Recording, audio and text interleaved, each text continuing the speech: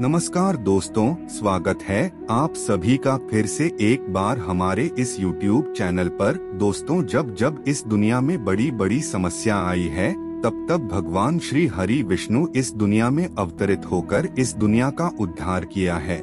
चाहे आप सतयुग में मत्स्य अवतार के बारे में विचार कर सकते हैं, या फिर आप त्रेता युग में भगवान राम के अवतार के ऊपर विचार कर सकते हैं, या फिर द्वापर युग में कृष्ण अवतार के ऊपर विचार कर सकते हैं, तो वहीं दोस्तों घोर कलयुग में होने वाले कल की अवतार के बारे में बात कर लीजिए।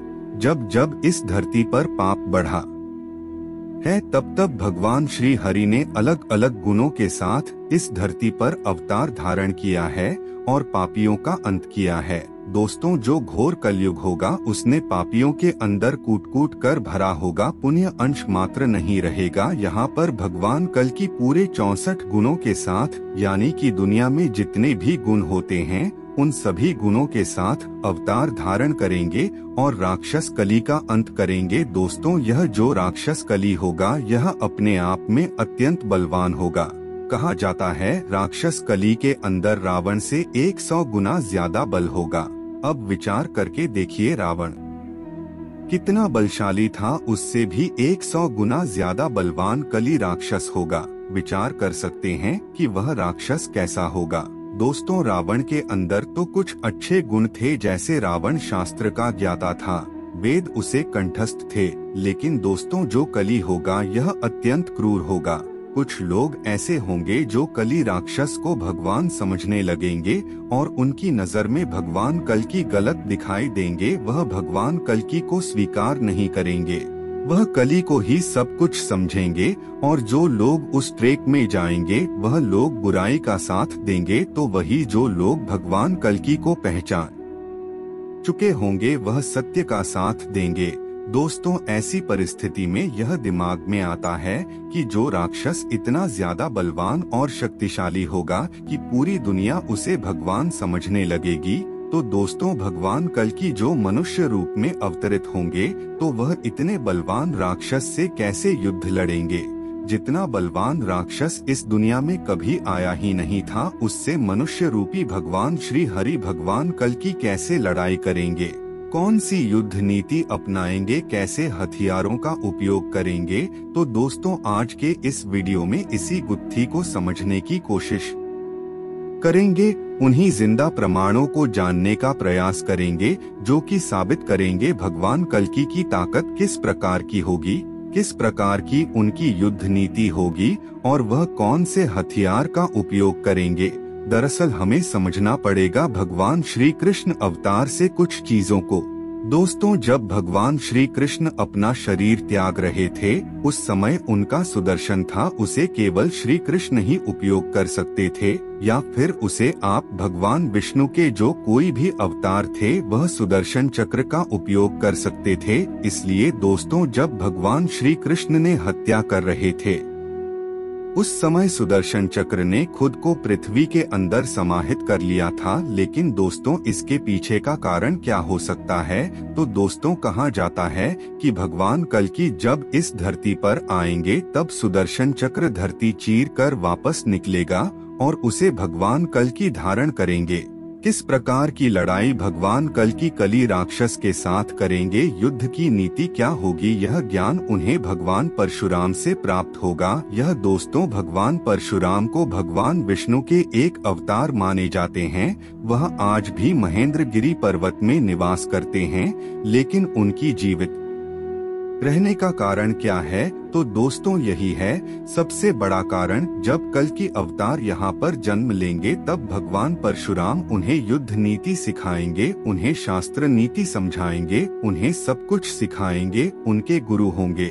जितने भी चिरंजीवी हैं, चाहे आप अश्वत्थामा की बात कह लो या फिर विभीषण की बात कह लो, वह सब के सब भगवान कल्कि का युद्ध में साथ देंगे। अब बात करते हैं कर्ण के बारे में। यह दोस्तों, कर्ण के पास कवच और कुंडल मौजूद था, जिसके बारे में आप लोगों को मालूम है। दोस्तों, जब भगवान इंद्र ने कर्ण से कवच और कुंडल दान के रूप में मांग लिए थे, दोस्तों, कर्ण से इंद्र ने उसका कवच और कुंडल छल से मांगा था, और छल से मांगी गई कोई भी वस्तु स्वर्गलोक नहीं जा सकती, इसलिए इंद्र उन कवच और कुंडल को स्वर्गलोक नहीं ले गए और उसे एक ऐसी नदी पर रखने का प्लान बनाया जहां पर सूर्य की सबसे पहली किरण पड़ती है।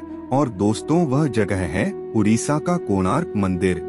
वहां पर एक ऐसा सूर्य मंदिर है जहां पर कर्ण के कवच और कुंडल आज भी मौजूद हैं। दरअसल आप मंदिर को देखेंगे तो आप यहां पाएंगे कि इस मंदिर में कभी पूजा नहीं होती है।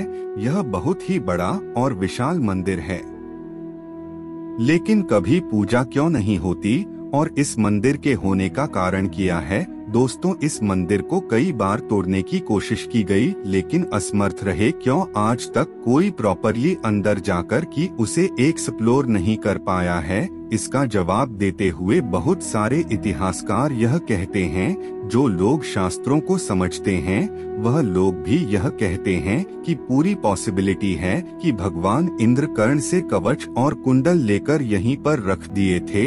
यह जो मंदिर था, मंदिर के नीचे की तरफ एक सुरंग गई है जो काफी निचले कल तक जाती है। वहां पर कर्ण के कवच और कुंडल आज भी रखे हुए हैं। और तक्षक नाग जो बहुत ही ज्यादा प्रसिद्ध है, इनका नाम आपने कई कथाओं में सुना होगा। वह वहां पर रहकर कर्ण के कवच और कुंडल की स्वयं सुरक्षा कर रहे हैं। कहा जाता है भगवान कल्कि जब अवतरित होंगे, सुदर्शन चक्र को धारण करेंगे, युद्ध करने के लिए जा रहे होंगे, तो वह कर्ण के कवच और कुंडल को भी धारण करेंगे। तभी तो यह सबसे बड़ा कारण होगा कि देखो, इस संसार में कहा गया है सब कुछ विधि का विधान के तहत होता है। विधि के विधान के अनुसार ही सब कुछ होता है। और विधि का विधान यह भी था कि कर्ण अपने कवच और कुंडल का याग करें, उनकी मृत्यु होगी। उसी समय कौरव की हार निश्चित हो जाएगी। अगर उस समय वहां कवच और कुंडल को नहीं निकालते तो कभी भी पांडव युद्ध को जीत नहीं सकते थे। माना जाता है कि भविष्य में एक ऐसी परिस्थिति बनने वाली है जहां पर भगवान कल्कि आएंगे और वह इस कवच और कुंडल को धारण करेंगे।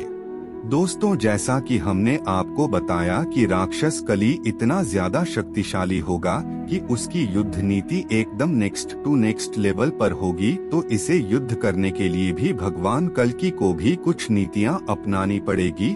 आखिर वह मनुष्य रूप में आएंगे। वह स्वयं श्री हरि नहीं आ रहे हैं, मनुष्य रूप में अवतार लेकर आ रहे हैं। तो जब कोई भी मनुष्य रूप में आता है तो उनके जीवन में कुछ लिमिटेशंस होती है।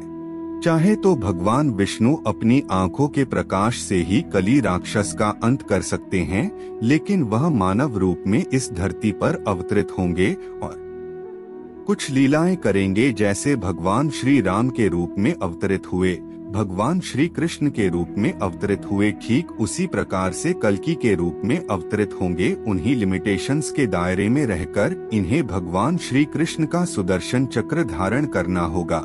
कर्ण का वह कवच और कुंडल जो भगवान सूर्य की शक्ति से कर्ण को प्राप्त हुआ था, उसे भगवान कल्कि धारण करेंगे। इतना ही नहीं, एक तीसरी चीज है और वह है भगवान श्री कृष्ण का जीवित दिल। जी हाँ दोस्तों, कहा जाता है कि जब भगवान श्री कृष्ण ने हत्या कर दिए थे तब उनका अंतिम संस्कार हुआ था। तब उनका पूरा देह तो जल गया था, लेकिन उनका दिल जला नहीं था, वह धड़क रहा था, उसमें कंपन हो रही थी। अर्जुन ने उस दिल को समुद्र में प्रवाहित कर दिया और आज भी वह दिल मौजूद है। कहा जाता है कि जगन्नाथपुरी में भगवान जगन्नाथ की जो मूर्ति है उसके अंदर यह ब्रह्मा पदार्थ नाम से जाना जाता है और हर 12 साल में इस ब्रह्मा पदार्थ को एक मूर्ति से दूसरी मूर्ति में ट्रांसफर किया जाता है। कहा जाता है कि इस ब्रह्मा पदार्थ में इतनी ज्यादा शक्ति है, इतनी असीमित शक्ति है कि कोई भी इसे अपनी एक खुली आंखों से देख भी लेना तो उसके तुरंत ही चिथड़े चिथड़े उड़ जाएंगे। वह इतना ज्यादा पावरफुल और शक्तिशाली है, उसे एक मूर्ति से दूसरी मूर्ति में ट्रांसफर किया जाता है तो पूरे शहर की लाइट ऑफ कर दी जाती है। अंदर केवल वही लोग जा सकते हैं जो ब्रह्मा पदार्थ को एक मूर्ति से दूसरी मूर्ति में ट्रांसफर कर रहे होते हैं, और वह भी डायरेक्टली नहीं जाते हैं, उनकी आंखों में सबसे पहले पट्टी बांधी जाती है। ऐसे दस्ताने पहने जाते हैं कि वह किसी भी चीज को छूने की समझ नहीं पाए कि क्या है। पूरी लाइट्स ऑफ होती हैं, मंदिर की भी तभी गिने चुने पंडित प्रवेश करते हैं भगवान जगन्नाथ की मूर्ति के सामने और इस प्रक्रिया को पूरी करते हैं। लेकिन दोस्तों, जैसा कि हमने आपको पहले बताया कि संसार में जो कुछ भी घटना घटित होती है वह विधि का विधान है, तो भगवान श्री कृष्ण का जो दिल है वह अभी भी इस दुनिया में क्यों मौजूद है, इसके पीछे की गुत्थी को समझते हुए कुछ लोग यह मानते हैं कि भगवान कल की इस दिल का उपयोग करेंगे युद्ध के लिए। मतलब यह दुनिया लाखों साल भी लगा देगी तो समझ नहीं पाएगी, क्योंकि कोई देख ही नहीं सकता तो समझ कहाँ से पाएगी। आखिर भगवान श्री कृष्ण का दिल ब्रह्मा पदार्थ था, यानी कि ब्रह्मा पदार्थ है। अगर आज वह इस दुनिया में जीवित है तो सबसे बड़ा कारण तो यही हो सकता है, ना कि भगवान कल की उसे धारण करेंगे, उनका उपयोग करेंगे, क्योंकि उनके अलावा कोई सक्षम नहीं हो सकता है और ना ही कोई सक्षम था। सिर्फ भगवान कल की ही सक्षम होंगे, क्योंकि उनके अंदर 64 गुण परिपूर्ण होंगी, क्योंकि उनके अंदर कोई भी कमी नहीं होगी।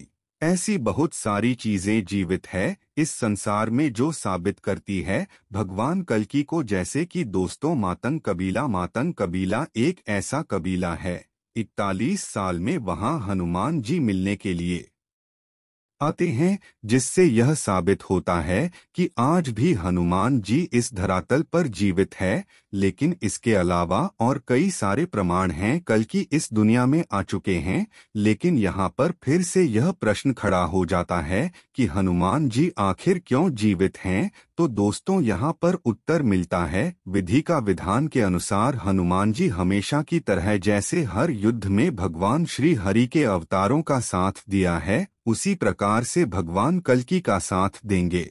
दोस्तों, यह गुत्थी एक ऐसी गुत्थी है जिसे आप समझने का प्रयास करेंगे तो उतना ही डीप में आप जाते जाएंगे और आपको रोमांचक लगता चला जाएगा। तो दोस्तों, आज के लिए बस इतना ही। फिर मिलते हैं एक नए और ताजा एपिसोड में। तब तक के लिए नमस्कार।